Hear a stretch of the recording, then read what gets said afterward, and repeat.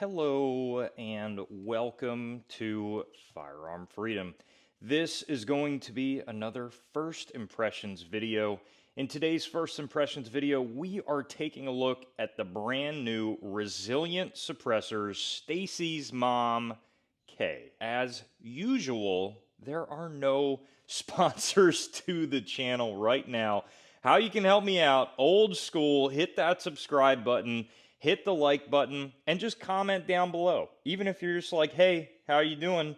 Comment, and I'll see that, and it'll help also defeat the algorithms. I also have a B channel, FF Lifestyle. It's as simple as this, guys. I'm selling it hard because I love doing the content, but also all of our feeds are probably very similar. All I see, a sea of clickbaity, legal gun content videos and just everything's firearms related. And that's all cool, but I know deep down you want to switch up your feed a little bit. We got another new suppressor from Resilient. Of course, with that being said, I got to give you guys a little bit of full disclosure. Resilient sent me this suppressor for free to check out on the channel. They have never paid me or anything like that. However, again, they gave me this suppressor to keep for the foreseeable future, to give my impressions on, use on multiple builds, etc. And they did not request I say anything specific in this video other than, hey, here's a spec sheet of just what the specs are on the website, so you don't have to actually look it up. I just recently did a review on the standard Stacy's Mom, and if you're unfamiliar with that, you can check that out on my channel. But also, this is essentially Resilient's line of standard, affordable 5.56 duty use suppressor. As soon as I see a K can, I'm like, okay, so that's just going to be super loud and essentially pointless on the end of a rifle. For most civilian uses, you could totally make an argument for home defense, but I think K-cans are essentially designed for military or law enforcement use to just kind of cut the edge off. There have been many K-cans that have actually surprised me genuinely about how they sound. And I was very, very surprised to say that that was actually the case with this Stacy's Mom K. Had the standard full-size Stacy's Mom, and I was running it with multiple different, end caps and other things like that. And the sound was really good. It wasn't bad, but it also wasn't necessarily anything to write home about. A lot of 5.56 cans are that way. They do a good job of cutting the edge off, but rarely are you shooting them without hearing protection. That's just been my experience, other than a very, very select few that I've showcased here on the channel. I actually thought that it sounded as good, weirdly, if not almost like a slightly deeper tone. Somehow, I was I was actually a little dumbfounded. I'm like, all right, that's a little weird, and I don't know if it was because of the specific end cap usage that I had set up in this thing, or the rifle that I had it on. I tried it on a mid-length new Midwest rifle that you guys will be seeing here on the channel. And then I also tried it on a 10.5 inch super gassy carbine length setup. And on both of those, it was impressively quiet. It's going to be designed for, as they say, normal combat loadouts of 210 rounds.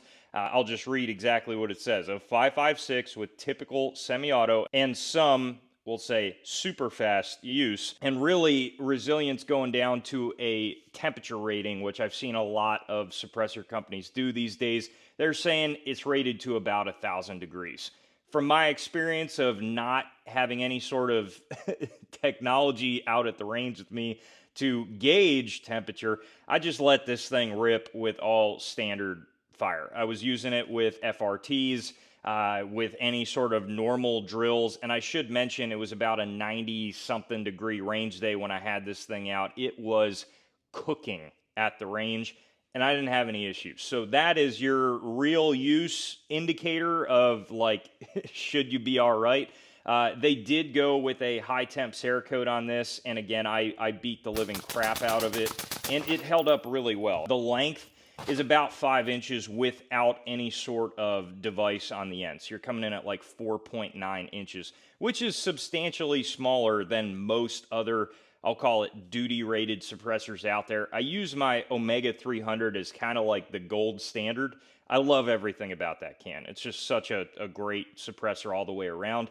And the Omega's coming in around 7 inches. So you're going to cut 2 inches off. And when you're on a short rifle, which is exactly what they designed this for, kind of CQB, you are going to, again, be knocking off 2 additional inches on the suppressor, which is, of course, ideal. As far as the overall look and fit of the suppressor, excellent. No complaints whatsoever.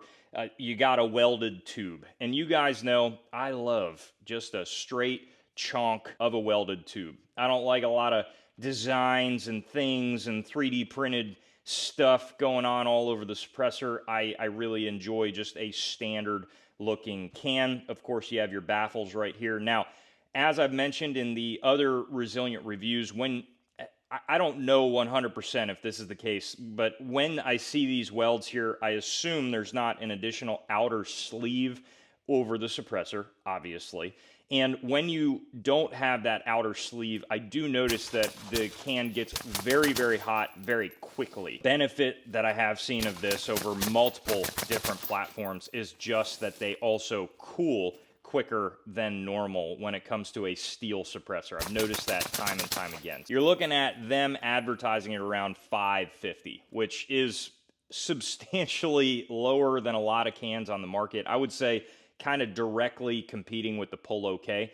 I did have actually a Polo K out at the range with me. Unfortunately, I no longer have one in my collection to directly compare it with. Very, very similar in sound, which is really good. The Polo K, I would consider a very good sounding K suppressor as well, just with tone, overall decibel sounding to my ears that are now almost deaf, so it sounds pretty good. Did take off my ears on the left side for a shot and had no ringing, so I did fire off maybe 1, 2 more. Still no ringing, that's pretty common. And then on the right side with the port pop and the ejection port, one shot yielded a little bit of ringing, but for a K suppressor, it was nowhere near standard ringing, and it was actually very comparable to the full size. Could you fire off a mag in a high stress situation and not go deaf indoors? Absolutely. I think that is exactly what this is intended for. As you're just going to the range and you want something that's going to be whisper quiet and not use ears just at the range, obviously this is not the suppressor that you want to go with. I also think this would be a pretty crafty hunting suppressor as well. It's not going to be super heavy on the end of your gun. It's like 11.8 ounces without anything in the rear. You could easily add this to a hunting rig, predator rig, whatever, and get the job done, save your hearing a little bit more, and then also not have to deal with a massive heavy suppressor on the end of your gun. We got to talk about the end caps. This is also featuring the same interchangeable end cap design that the full-size Stacy's mom has.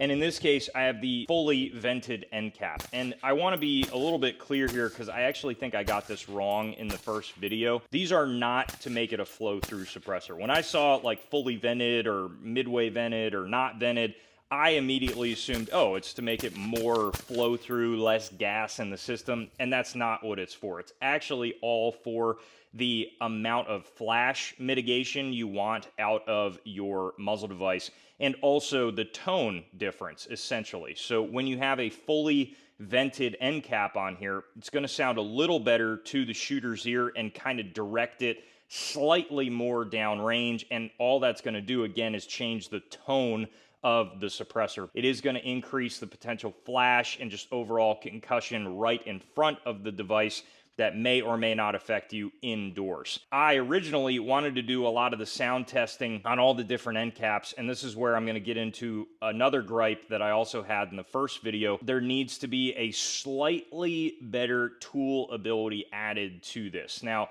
I understand why they did it this way, and they state this on their website, that it's designed to be removed with any flat object. Knife, quarter, house key, a flathead screwdriver if it's really stuck. But in actual use, so I greased these ahead of time, and this is still stuck in there. And in swapping them out at the range, I don't know if this would be an issue just for YouTubers because I'm needing different configurations just to test. But I would imagine the average viewer or person at the range might be doing the same thing. Hey, I want to see what sounds the best. And I'm talking within 4 rounds, it was super weird how quick that happened. But with suppressors switching out hot and cold items like that, it happens that quick. I got this seized up. And all I had at the range with me is my ginormous Harbor Freight Icon chisel that I have ground down to essentially a massive flathead.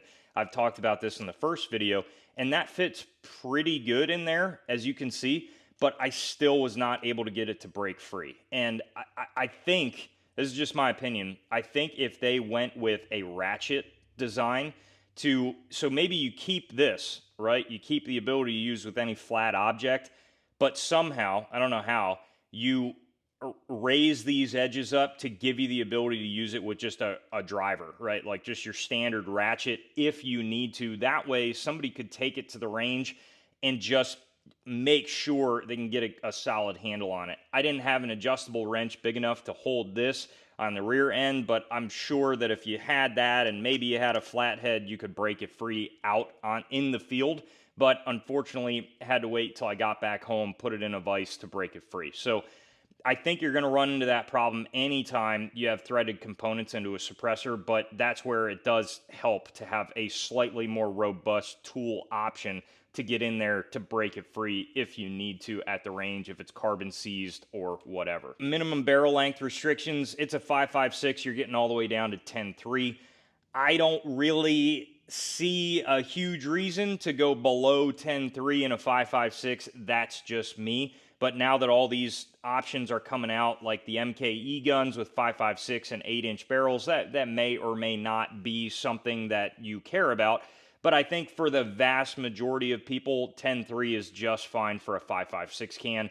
And usually, Resilient didn't say this, but usually that doesn't mean that if you go to a 9-inch, it's going to blow the can up, but that will absolutely affect the rating for standard fast rates of fire. Of course, you could shoot all your standard calibers in this 5.56 type of can, which is 243, 6mm Creedmoor, 6mm Dasher, and 6mm BR, or 6mm ARC. So that gives you a few different options, but I think for the most part, this is going to be a 5.56 duty can for most individuals out there. And finally, you have a standard hub mount in the rear. And again, I love that they're doing this now. You have full allowable mounting depth of 1.7 inches. So in other words, you can fit any standard industry hub mount on this thing.